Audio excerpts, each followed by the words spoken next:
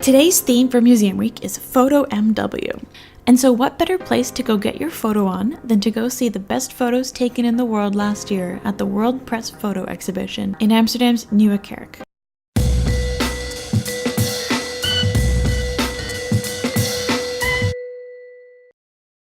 I visited the World Press Photo Exhibition on a typical Amsterdam day.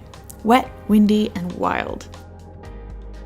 Construction of the Nieuwekerk, or New Church, was finished in 1408, making it pretty damn old for a supposedly new church. But it's slightly newer than the old church, which is around the corner, so the name stuck. So wanting to escape the rain, into the church we went. The building itself is rather spectacular, with huge vaulted ceilings, amazing stained glass windows, and a huge organ. Gotta love a big organ.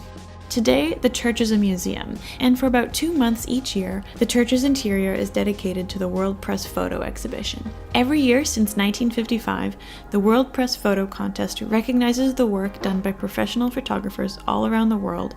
If you can think of an iconic photograph from the latter half of the 20th century, odds are it's won this award. These are the photos that matter, and they're the ones that show the world at its most extreme. It's equal parts moving, beautiful, and depressing, much like real life. The photographs are printed in a large format and positioned around the church grouped by categories. I really loved this series of flamingo photos by Jesper Dust. It was pretty heartwarming compared to the rest of the exhibition. I mean, honestly, check out this flamingo wearing socks! Wandering through the colorful displays, you definitely feel like you're getting a quick glimpse into culture from all around the world. But most importantly, there was this one room filled with mirrors where we got some fun pics for the gram. Everything for the gram. #PhotosMW.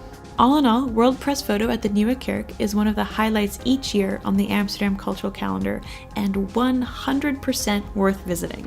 The 2019 edition runs until July 7th. So, in keeping with the theme of photos, today's woman in culture is Alexandrine Tinné.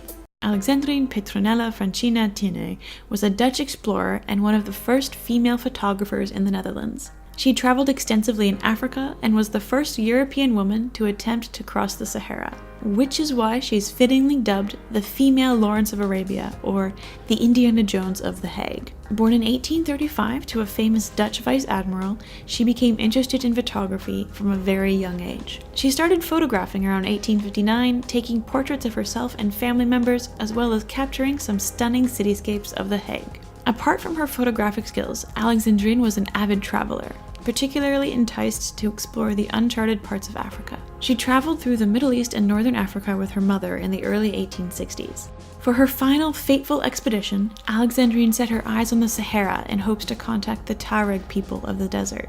On August 1st, 1869, at the age of 33, Alexandrine was murdered along with 2 other Dutch sailors during an attack on her camp. Left to bleed in the desert, her body was never found. After her death, Alexandrine became a celebrated woman as her adventurous life captured the imagination of many. Her story lives on in novels and biographies, and her photographs are kept safe in the Municipal Archive of The Hague.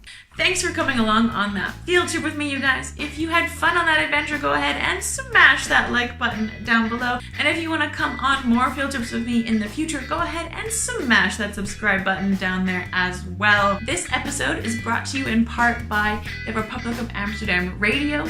They do an amazing podcast on the history of the Netherlands and a bunch of other really cool things.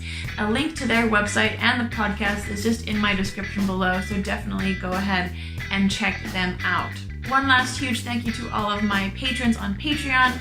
If you're thinking of becoming part of the online community of Dig It with Raven, consider becoming a patron on Patreon. The link to that is also in my description. Stay dirty, my friends.